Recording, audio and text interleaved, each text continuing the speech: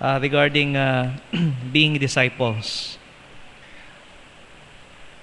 Yung sinasabi po ng ating Panginoong Yesus that we take up the cross and follow Him. So bago po tayo magpatuloy, tayo po ay manalangin. Maraming po salamat, Panginoon, sa iyo, sa inyo pong biyaya sa amin, sa inyo pong kabutihan po, Panginoon, sa amin.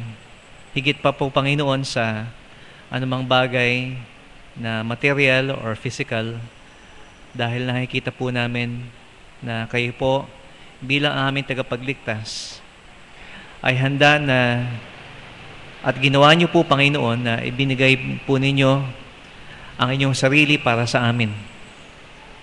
Thank you, Lord, for the cross. Thank you, Lord, for dying for our sins. At dalangin ko, Panginoon, sa iyo na mas maunawaan po namin po, Panginoon, ang kahulugan ng krus na pinapadala niyo po sa amin. Ito po ang aming samudalangin sa pangalan ni Jesus. Amen. Okay, so this week, of course, nasa isipan po ng mga tao at maririnig po natin na maaaring pag-usapan po kung paano po dinala ng ating Panginoong Yesus sa krus ang ating mga kasalanan. Maganda po na pag-usapan naman po natin yung pag-take up po natin ng cross na pinapadala po sa atin ng Panginoon. And what keeps us? Ano ba yung nakakahadlang po sa atin? Para gawin po yung bagay na yun na malinaw na sinasabi po ng Panginoon na handa po dapat nating dalhin daily the cross na ibinigay po sa atin ng Panginoon. So if you will please turn sa 1 Corinthians chapter 1. 1 Corinthians chapter 1 beginning in verse 18. I think we were here last week, dito po sa chapter na ito. Yung pong bandang huli. Pero let's step back a bit sa verse 18. 1 Corinthians 1:18 hanggang verse 26. So Paul said, "For the preaching of the cross to them that perish, foolishness, but unto us which are saved, it is the power of God. For it is written, I will destroy the wisdom of the wise, and will bring to nothing the understanding of the prudent. Where is the wise? Where is the scribe? Where is the disputer of this world? Hath not God made foolish the wisdom of this world? For after that in the wisdom of God, the world by wisdom knew not God. It pleased God by the foolishness of preaching to save them that believe." Verse 22, "For the Jews require a sign, and the Greeks seek after wisdom. But we preach Christ crucified, unto the Jews a stumbling block, and unto the Greeks foolishness. But unto them which are called, both Jews and Greeks, Christ the power of God and the wisdom of God." Verse 25 and up to verse 25, "Because the foolishness of God is wiser than men, and the weakness of God is stronger than men." So sinasabi po dito, yung pong pangangaral, the proclamation of the cross to them that perish, dun po sa mga mahapahamak. So para po sa kanila, pag narinig nila yung mensahe of the cross, which is the death of Jesus Christ, the gospel, para po sa kanila, ito po ay foolishness. At yung mga nagpapahayag po nito, those who proclaim the cross of Christ, they consider fools. At sinasabi po dito, but unto us who are saved, tayo po ng mga ligtas, ito po ay kapangyarihan ng Panginoon. So, dito po sinasabi po dito, yung patungkol po sa wisdom of this world is nothing nothing in comparison po dun sa simplicity that is in the gospel. Na meron pong power po talaga yung gospel. Nung panahon po ni Pablo, around this time, there are mga 50 different schools of thought or philosophy na nagko-compete sa isa't isa. At ang sinasabi ng Panginoon dito, compared to the gospel of Jesus Christ, all of that philosophies, all of that wisdom, basura lahat yan. It's nothing. Now, people stumble at that. Particularly ang mga Greeks, but also the Jews. Because ang mga Jews naman po, kung ang mga Greeks po naghahanap ng wisdom, okay, they are looking for, enlightenment, new ideas, supreme intellect, okay. Mahilig po ang mga Griego sa mental gymnastic. Gusto nila complicated. Dahil pag complicated, ibig sabihin matalino ka. And you are more superior than others pag maintindihan mo yung isang filosofiya. So that's what the Greeks are looking for. They're not looking for something simple. Gusto nila complicated. Ang mga Jews naman po, they are looking for a sign. Ano po yung sign na yun? They're looking for miracle or power. So alam naman po natin sa Old Testament, di ba? So ang Diyos nagpakita ng mga miracles, through Moses, okay? Si Elijah, okay? Those prophets na talagang andun po talaga yung kapangyarihan ng Diyos. So ang mga Hudyo, yun ang palaging hinahanap, yung power, yung sign, yung miracles. But the cross, it doesn't appeal to them. Because the cross is weakness. It is a sign of weakness, not power. Okay? There's nothing miraculous dun po sa kamatayan ni Jesus Christ. And so maintindihan po natin yung obstacle ng mga mahanampalataya in the first century. Kaya na umaga na pag-usapan natin kung paano ginamit ng mga Romans yung crucifixion. Okay, that it was the most horrible means of punishment sa isang kriminal, sa isang mamamatay tao. For a Roman, for someone who committed treason. So, it's not polite, okay, or proper. Siguro habang kumakain kayo na, pag-usapan nga natin yung cross. Sabihin lang, ba't pag-uusapan natin yan?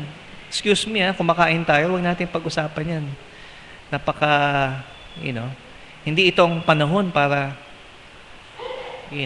at walang panahon na pag-usapan yan. Kasi kamatayan yan . Di ba? Mga tao ngayon, parang ganun din. Pag kamatayan pinag-uusapan, ayaw nilang pag-usapan yun. It's not proper to talk about death. At ito pong death of the cross was especially scandalous para po sa kanila.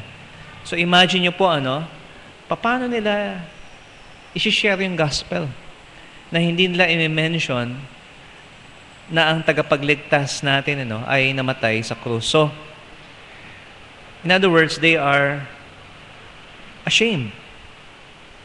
Not like Paul na sinabi niya po, "For I am not ashamed of the gospel of Christ, for it is the power of God unto salvation." At bakit po, mga minamahal, at tayo po bilang mga Kristiyano, why we are not willing na gawin yung sinasabi ng Panginoon to take up the cross and follow Him, to deny ourselves. Ito po ang dahilan, because of pride. Okay? Yung pride. Lahat po tayo, meron tayong pride. Sa mga lalaki, tawag doon, ego. Okay? Mahalaga sa atin yung pride natin. At ito po ang ayaw na ayaw natin, na isipan ng ibang mga tao na tayo ay weak. Ayaw nating maisip ng mga tao that we are mahina, that we are foolish. Okay? So can you imagine, sharing about Jesus Christ and how He died?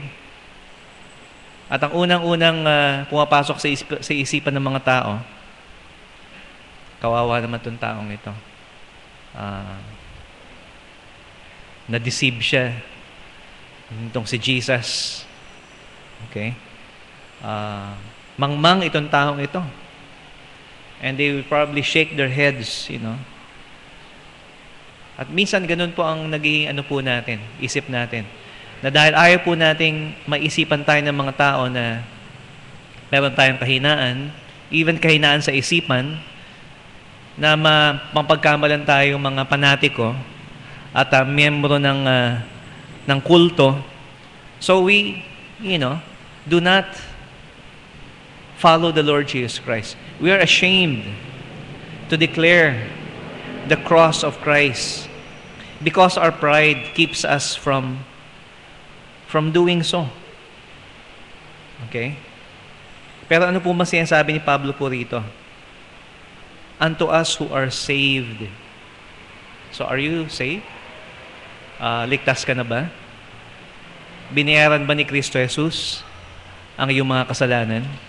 Meron ba tayong dapat ikahiya doon na may nagbayad nung pagkakautang natin sa Diyos? Aba, siguro nga. Okay. Nakakahiya na aminin natin na tayo ay sinners, na tayo po ay makasalanan. Pero yun po ang sinasabi po rito. Okay? Para sa atin po, naligtas, ito po'y kapangyarihan ng Diyos. But for them who will perish, yung po mga pahamak, the preaching of the cross is foolishness. At ganoon din po sinasabi ni Pablo sa 2 Corinthians chapter 4, that if our gospel be hid, verse 3, if our gospel be hid, it is hid to them that are lost. Kasi napakasimple po ng ebanghelyo. Ganun lang ang dapat mong gawin para ikaw ay maligtas. Magtiwala ka lang sa Panginoong Hesus. That kind of simplicity po, nakaka-stumble sa mga Greeks. Parang insulto naman sa pangunawa ko yan na ganun lang kadali. Ang kaligtasan. Okay? Pero even more absurd and scandalous is this. Okay? Nasabi na po natin na ang pagpapapako sa krus, that crucifixion is the worst kind of punishment, reserved only for criminals, for murderers, na karapat-dapat lang. Siguro higit pa. Minsan may nababalitaan po tayo sa mga news, di ba, na may mga tao po na gumawa ng isang krimen. At yung mga mahal sa buhay ng mga biktima, dapat patayin na yan. Hindi lang dapat patayin, dapat dikdikin ng pinong-pino. At naintindihan natin yung kanilang outrage dahil sa kasalanan na ginawa nitong taong ito sa kanyang mahal sa buhay. Andun po yung galit to that person who is guilty of such a crime. Okay? Now, what makes it scandalous? Kasi ang sinasabi po nila ng mga mananampalataya in the first century ganito. Ibig sabihin, ang Diyos na lumikha ng langit at lupa, the God who created heaven and earth, the eternal God, the King of kings and Lord of lords, yung taon nakapako sa krus, yung ba yun? For the natural mind, hindi nila mag-grasp. Kung makapangyarihan siya, At yun ang sabi ng mga Hudyo, patunayan mo sa amin, ba't di ka bumaba dyan? For them, wow, okay. Napaka-imposible naman nun. Na ang Diyos natin, namatay sa krus, hindi pwede yun. Okay? And even more scandalous is this, that He is sinless and perfect. Siya ay walang anumang bahid ng kasalanan. Samantalang yung kamatayang yon ay ikamatayan ng isang pinaka-pusakal na kriminal. So kung kayo ho kaya ang nabuhay nung panahon ni Pablo, how can you share the gospel? It's hard. It's an impossible message. And yet, mga minamahal, ang sinasabi po rito ni Pablo, ito pong mensaheng ito na napaka-simple na maintindihan, and yet, parang foolish and absurd to those who are lost and perishing, to those who are blind, to the natural man, hindi ho nila maintindihan kung bakit. And so kung nabuhay po tayo nung panahong yon, maintindihan po natin. Nakakahiya nga mag-share. Nakakahiya nga ipahayag. Ito pong the preaching of the cross, because it doesn't make sense. Hindi tatanggapin. Hindi ito papaniwalaan ng mga tao. And yet, mga minamahal, nakikita po natin, bakit kaya nagtagumpay ang pangangaral ng Ebanghelyo noong panahong yon? Bakit mas lumaganap? Sa kabila po ng na ang kanila pong mensahe na pinapangaral ay hindi po katanggap-tanggap. You know why? Because they were not ashamed. They were willing to take up the cross and follow the Lord Jesus Christ. Alam niyo, sa panahon po natin ngayon, mas lalo ho dapat tayong hindi mahiya. Ang cross po ngayon ay isang,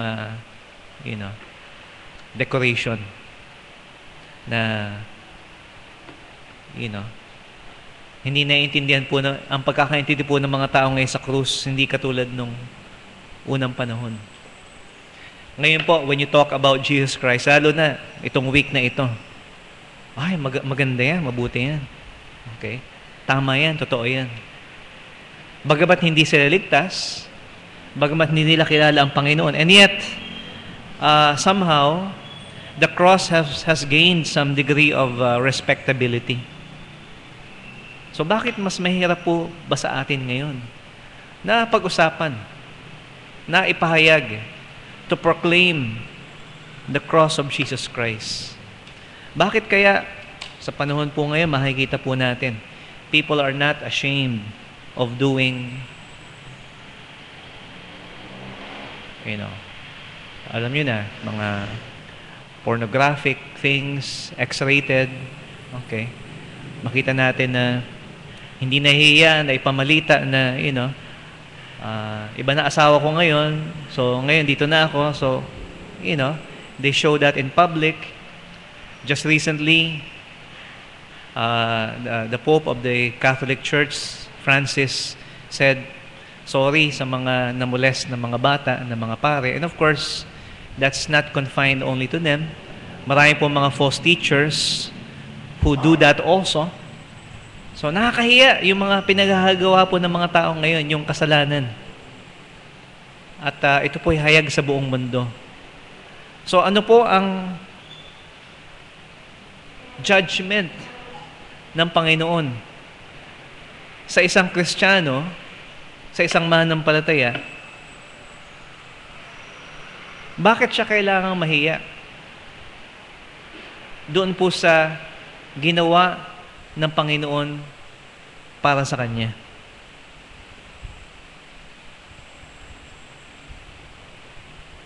Wala ho tayong excuse. And pag-usapan po natin yung judgment at His coming, Katulad po ng kinanta natin ng ating mga kapatid. Dito po sa our text this morning sa Luke chapter 9. So ito po yung binasa natin kanina, ano? Na sinabi po ng Panginoon, "If any man will come after me," verse 23, "let him deny himself, take up his cross and follow me. For whosoever will save his life shall lose it. But whosoever will lose his life for my sake shall save it. For what is a man advantage if he gain the whole world and lose himself or be cast away? For whosoever shall be ashamed of me and of my words, of him shall the Son of Man be ashamed, when he shall come to in his own glory and in his Father's and the holy angels." So kung sino man po ang mahihiya na maging disciple po ng Panginoon, na sumunod po sa Kanya at gawin ito pong bagay na ito, na to take up His cross daily and follow Him, ano pong sinasabi po rito? Jesus Christ, or the Son of Man, will be ashamed of Him. So kung kinahihiya mo si Kristo Jesus, at nung panahon po nila, maaring meron pong ilan na kinahihiya si Jesus dahil sa iniisip ng mga tao sa Kanya, that He is a fool, that He is weak, at sa atin po ang mga minamahal, mas lalo na. Because judgment for believers, of course, hindi po ito, sa pagdating po ng Panginoon, is not for salvation. Hindi na po tayo hahatulan ng Diyos sa ating mga kasalanan, but for reward. And it's not only yung the loss of honor, or there is no reward for a believer who is not faithful, but I believe ito po yung isang bagay po that we should be concerned about. Kung nahihiya ka ngayon, mas mahihiya ka pagdating ng araw, pagharap mo sa Panginoon. Meaning to say, can you imagine, ano po yung pinaka-grabe na nakahihiyang bagay na nagawa mo sa mundong ito? What is the most embarrassing moment of your life? Siguro nahiya ka, minsan nadapa ka, o minsan naalala ka noon, sabihin ko ba yan? Pumasok ako sa eskwelahan, isa lang yung medyas ko. Dahil nakalimutan ko yung isa. Naka-short pa ako noon. Hindi ko napansin na isa lang pala yung suot ko, medyas. So, tinatawanan ako, buti isa lang medyas mo. Ako nga, Di ba? So, medyo kakahiya, yata ako noon? Grade 4 yata ako noon, Noon nangyayari yun. So ngayon hindi na halata kasi nakapantalo na ako Diba? So mga bagay na nakakahiya. Imagine mo yung naramdaman mo noong time na yun. Tapos fast forward, isipin mo, pagharap mo sa Panginoon, yung maramdaman mo sa araw na yun, times 10, times 100, or 1,000-fold even. Why? Because sinasabi po rito, Jesus Christ will be ashamed of us. Hindi ho ang mga tao, kundi the Lord Himself. Kanino po? Before His Father and before the holy angels. Sa harapan po ng Diyos Ama. Ito ho yung taong, ito po yung iniligtas ko, binigay ko ang aking buhay para sa Kanya, at nahihiya siya na to be identified with me. Di ba? Hindi ba nakakahiya yun sa mga holy angels na binanggit po rito, that the holy angels na wala hong katubusan sa pag nagkasala po sila. Si Jesus po ay hindi namatay para sa kasalanan ng mga anghel. And yet, ito pong mga anghel na ito, nagwa-wonder. Diba? Tayo, minsan lang tayo makagawa ng kasalanan, impyerno na tayo. Samantalang ito, niligtas ng Panginoon sa kanilang mga kasalanan. And yet, wala silang ginawa. Kinahihiya pa nila ang nagligtas sa kanila, sa kanilang mga kasalanan. Hindi ba tayo mahihiya sa mga anghel na, makakaharap natin pagdating ng araw? We will not be ashamed of the saints. Yung po mga Kristiyano na makakasalamuha po natin pagdating sa langit. At magbibigay ng testimony kung paano sila ay binigay nila ultimong pati yung buhay nila. Hindi sila nahiya, hindi sila natakot, kahit sunugin pa yung katawan nila, kahit ipako sila sa krus, ipakain sa leon. Samantalang tayo, ito lang yung gagawin natin. Ayaw pa natin. So, hindi ba nakakahiya yun, yung bagay na yun? So, sino po ang mangmang? Sino po ang mahina? Pagharap po natin sa Panginoon, mga minamahal, all of these things shall be revealed. Okay? Because ang isa pong tao na nagsasabi po na siya po ay isang mananampalataya, pero wala namang gawa. Okay? Of course, meron pong mga tao na sabihin po natin na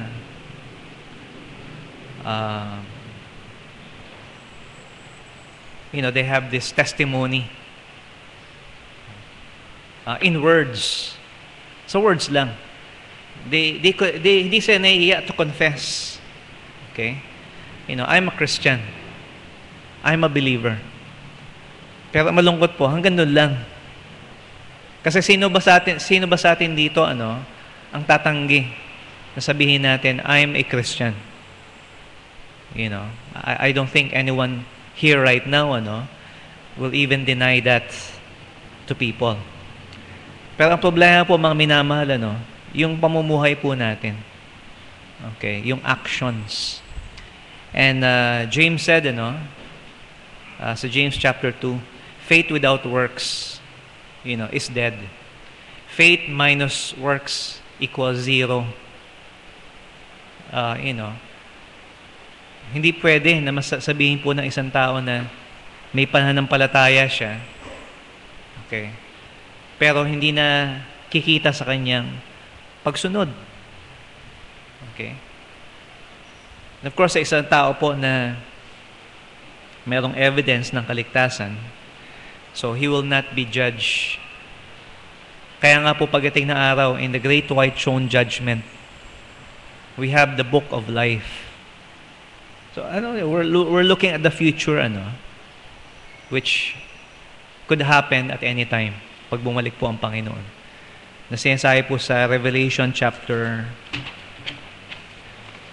20,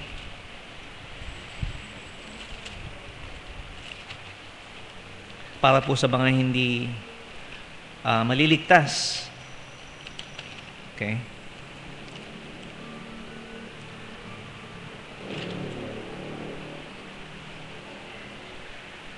And I saw, verse 12, and I saw the dead, small and great, stand before God, and the books were opened. And another book was opened, which is the book of life. And the dead were judged out of those things which were written in the books, according to their works.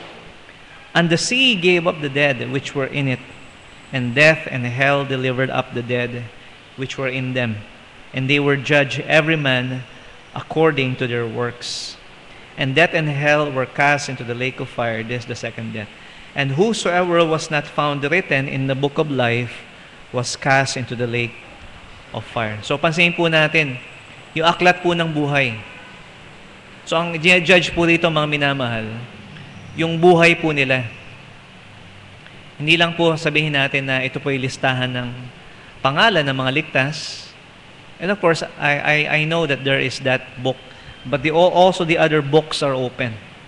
Hindi ho ito Yahoo o Facebook, ito po ay book of life, not book of words or confessions. Because sometimes the words and confessions don't mean anything. They're empty. Ang hahatulan po, mga minamahal, sa book of life are the works of those na hindi po ligtas. And so napakahalaga po, mga minamahal, that a person not only has this profession, but kung siya po ay talagang sumasampalataya sa Panginoon, it will be accompanied by works. And so mga minamahal, tingnan po natin. Okay? Jesus Christ, paid for our sins so that someday, hindi tayo haharap sa Diyos na mapapahiya tayo kasi hindi tayo tatanggapin ng Diyos sa Kanyang kaharian. Pero mahihiya ba siya sa atin? Okay? Because we are ashamed to bear the cross. We are ashamed to confess that Jesus Christ paid for our sin. At katulad na sabi ko sa simula, ang pinakaugat po ng lahat ng ito, kung bakit kailangan po nating ipako sa krus ang ating sarili, it is our pride that keeps us from bearing the cross. Yung pride po natin. Ayaw natin na tayo po ay mapapahiya. Para sa Panginoon naman yun. At bagamat dito lang yun sa lupang ito, ito pong shame na ito, yet let us remember, hindi ho natapos po rito. Someday, when the Lord comes, He will honor those that honor Him. And those who were obedient at ginawa po nila, ito pong pinapagawa ng Panginoon sa Kanya po mga disciples, they will escape that greatest embarrassment of all, which is before God and before the Lord Jesus Christ. So let us be encouraged, not only to proclaim the gospel, but also to bear the consequences of doing so. So wag po nating ikahiya na ipahayag ang Panginoon sa sino man po na pwede nating kausapin, di ba? I mean, what is it? It's Holy Week. Okay? Siguro naman ang mga tao po ay magiging bukas dahil yun naman po talaga ang iniisip nila. So meron po tayong tulay ngayon pong darating na linggong ito para isabihin po natin sa ating mga mahal sa buhay, sa ating mga kaibigan, okay, habang kasama po natin sila, patungkol po sa ating pananalig at pananampalataya sa ating Panginoong Yesus.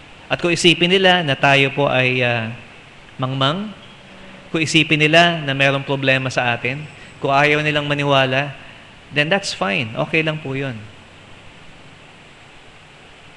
Because talaga, mahirap talaga tanggapin ang mensaheng ito. Pero mahalaga po, mga minamahal, huwag po tayong mahiya at hayaan po natin ang Panginoon ay siyang gumawa po sa puso't isipan ng mga tao. So let us pray. Loving Father, maraming po salamat sa iyo for reminding us, O Lord, reminding us, O Lord, of the source of our shame, our true shame and embarrassment. At yun nga po, Panginoon, ang aming pong pride. And dalayan ko, Panginoon, sa iyo, that you humble us po, Panginoon. Katulad po, Panginoon, ng humility na inyo pong pinakita po, Panginoon, sa amin. Nung binigay niyo po ang inyo pong sariling buhay para sa amin as a servant, and you took the death of the cross. Help us, O Lord, to bear the cross our cross that you have given to us. This we pray in Jesus' name. Amen.